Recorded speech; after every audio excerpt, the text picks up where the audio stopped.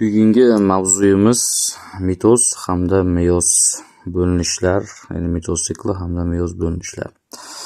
Xo'p, endi mitoz nima-yu, meyoz nima? Mitoz bu somatik hujayralarning bo'linib ko'payishi. Meyoz esa bu jinsiy hujayralarning bo'linib ko'payishi hisoblanadi. Xo'p, mitoz va meyoz bu biz uchun nima uchun kerak? Masalalarimizda keladiki, mitoz hamda meyoz masalalari. Ya'ni bu mitoz bilan meyozda alohida masalalar ham bor va undan tashqari bu meyozni tushunishimiz gametogenez mavzusiga to'g'ri keladi hamda genetikalarda gametalar qanday hosil bo'lish jarayonini yaxshilab tushunib olishimiz uchun aynan mitoz bilan meyoz bizga juda ham ko'p kerak bo'ladi. Xo'p, demak, birinchi mavzuyimizda aynan birinchisi bu mitoz. Xo'p, mitoz bu sikl hisoblanadi. Bu somatik hujayralarning bo'linib ko'payishi bo'lganligi uchun bu mitoz sikl. Ya'ni mitoz nima uchun sikl deyilyapti? Ya'ni bu har doim to'xtovsiz ravishda bo'linib ko'payib turuvchi somatik hujayralarning sikli hisoblanadi. Ya'ni dastlab bular interfaza holatini o'tkazadi, ya'ni mitozga tayyorgarlik ko'radi. Mitozga tayyorgarlik ko'rgandan so'ng u mitoz bo'linishlarini o'tkazadi. Ya'ni mitoz bo'linadi, hujayra hosil bo'ladi va hosil bo'lgan hujayra yana tayyorgarlik ko'radi. Bu interfaza deyiladi. Va interfazadan so'ng yana mitoz sodir bo'ladi va mitozdan keyin yana interfaza. Shuning uchun bu sikl, ya'ni to'xtovsiz ravishda amalga oshganligi uchun, davriy ravishda amalga oshayotganligi uchun bular sikl hisoblanadi. Xo'p, mitoz nimalardan iborat, qanday bosqichlardan iborat? Demak, mitoz bu interfaza bosqichi hamda mitozning o'z bosqichlaridan iborat. Mana rasmni belgilab qo'yganman, birinchi rasmda. Xo'p, 30-rasm berilyapti, ya'ni bu. Xo'p, birinchisi demak interfaza. Interfaza o'zi nima? Mana interfazadan ketyapmiz. Interfaza bu tayyorgarlik davri. Nimaga tayyorgarlik ko'radi? Interfaza bu mitoz yoki meyozga tayyorgarlik. Mitozda ham, meyozda ham interfaza bor. Xo'p, biz mitozning interfazasini ko'rib chiqamiz. Xo'p, interfaza o'zi 3 ta bosqichdan G1, sintez, G2 bosqichlaridan iborat bo'ladi. G1 bosqichda qanday jarayonlar sodir bo'ladi? Xo'p, G1 bosqichda translyatsiya ketadi. Translyatsiya bu nima bu? Oqsil biosintezi. Oqsil sintezlanish uchun RNK sintezi amalga oshishi kerak. Va mana shu translyatsiya RNK sintezi amalga oshgandan so'ng DNK ni sintezlab beruvchi fermentlar faolligi ortadi. Bu G1 bosqichda. Endi sintez davrida nima sodir bo'ladi degan bo'lsak, sintez davrida bizda DNK sintezlanadi. Ya'ni DNK 2 hissa ortadi. Xo'p, undan tashqari yana hujayra markazi 2 hissa ortadi va xromosoma tarkibiga kiruvchi gistonli oqsil, ya'ni giston oqsilini sintezlanishi aynan sintez davrida, chunki bu sintez davri, ya'ni moddalar sintezlanadi. Eng asosiy bo'lgan moddalar sintezlanyapti. Xo'p, bundan keyingisi esa aynan G2 davri. G2 ning dastlabki bosqichlarida, ya'ni G2 ning dastlabki vaqtlarida sintez reaksiyalari amalga oshadi. RNK sintezi, oqsil biosintezi, aynan mikronaychalar tarkibiga kiruvchi tubulin oqsili aynan mana shu G2 davrida sintezlanish sodir bo'ladi tubulin oqsilimizda va interfaza o'z jarayonini yakunlaydi. Interfazadan so'ng sodir bo'lyapti mitozning o'z bosqichlari.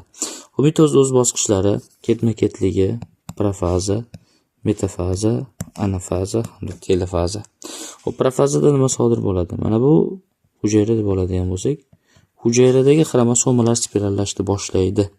Nima uchun? Mana bu rasmda belgilayapti, mana 30-rasmda, ya'ni interfazasi.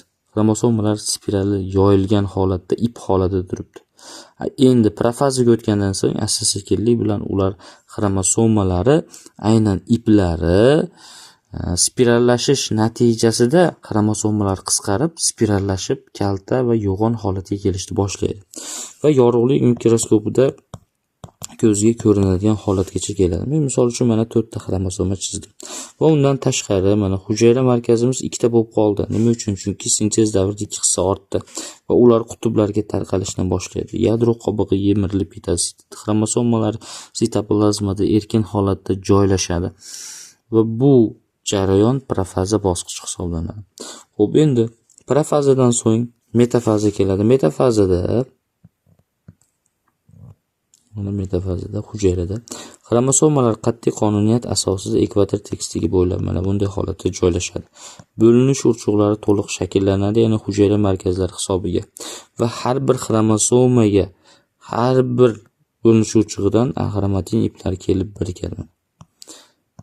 Bo'linish urchug'idan har biriga ikki tomondan, har bir bo'linish urchug'idan qutblardan ikki tomondan xromosoma kelib birikadi. U qayerga kelib birikadi?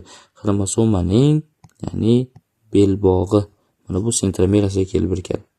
Shu sentromeraga iplar kelib birikadi ikki tomondan. Xo'p, endi anafazaga o'tgandan so'ng, anafaza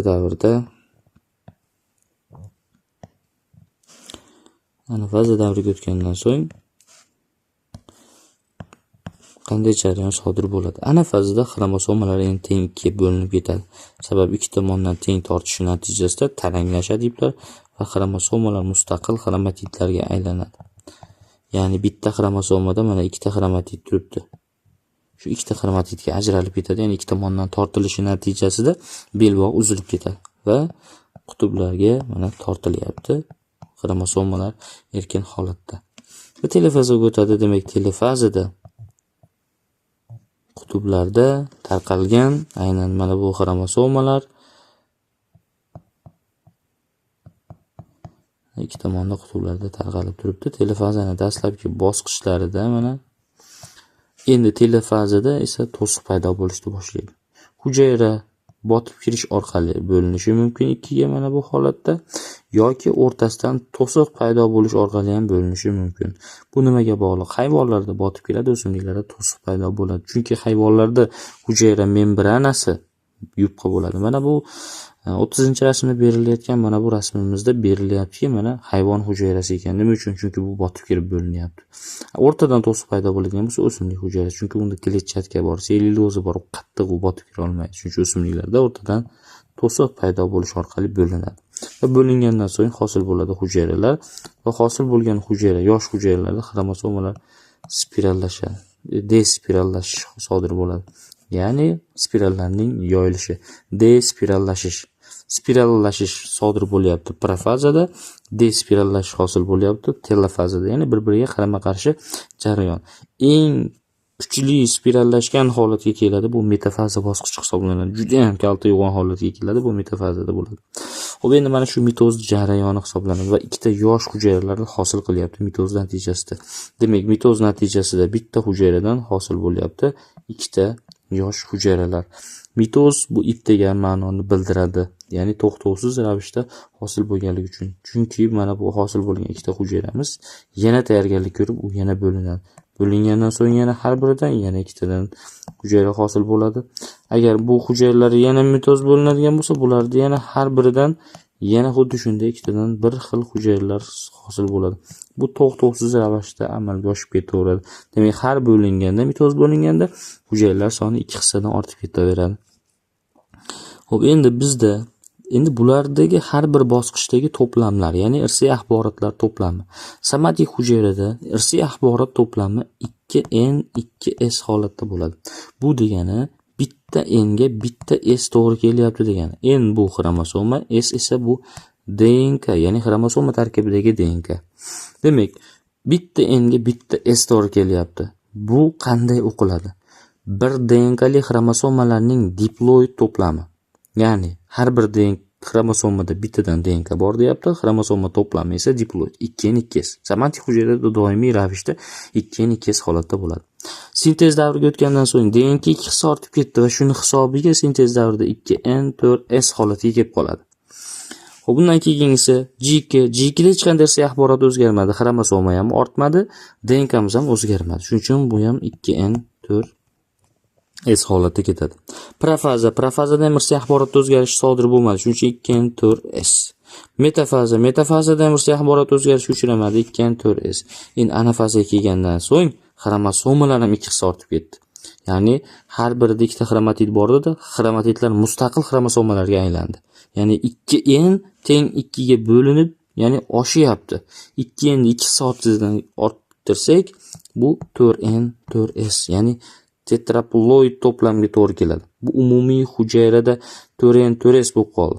Har bir qutbida necha bo'ladi degan bo'lsak, 2n 2s dan har bir qutbida mana 2n 2s mana. Bu degani 4n 4s to'plamga ega bo'lgan hujayra. Va telefazada oxirida hosil bo'layotgan hujayralar 4n 4s ni mana bu 4n 4s ni ikkita hujayraga bo'lib bersam, hosil bo'ladi necha? 2n 2s mana. Mitozning biologik ahamiyati ham aynan shunda. Birinchi biologik ahamiyati mitozda dastlabki ona hujayra qanday holatda bo'lsa, hosil bo'layotgan hujayradagi irsiy axborotlar to'plami shu bilan bir xil bo'ladi. Ya'ni bitta qog'ozdagi narsani olib kopiya qilib qo'ygan bilan barobar. Kserokopiya qilsangiz hech qanaqa o'zgarish sodir bo'lmaydi, 2 hissa ortib qolgan bo'ladi. Bitta irsiy material 2 hissa ortdi, ikkita hujayraga taqsimlab berdi. Shuning uchun ham mitoz natijasida hosil bo'layotgan hujayralar ona hujayra bilan irsiy material jihatdan bir xil bo'ladi, hech qanday farq qilmaydi. Va bu tur ichidagi bir xillikni ta'minlab beradi deyilgan. Xo'p, ikkinchi biologik ahamiyati mitoz juda ham tez sodir bo'ladi va bu jinsiz ko'payishning asosini aynan mitoz tashkil etadi. Xo'p, bu mitoz. Xo'p, endi ikkinchisi meyozga o'tamiz.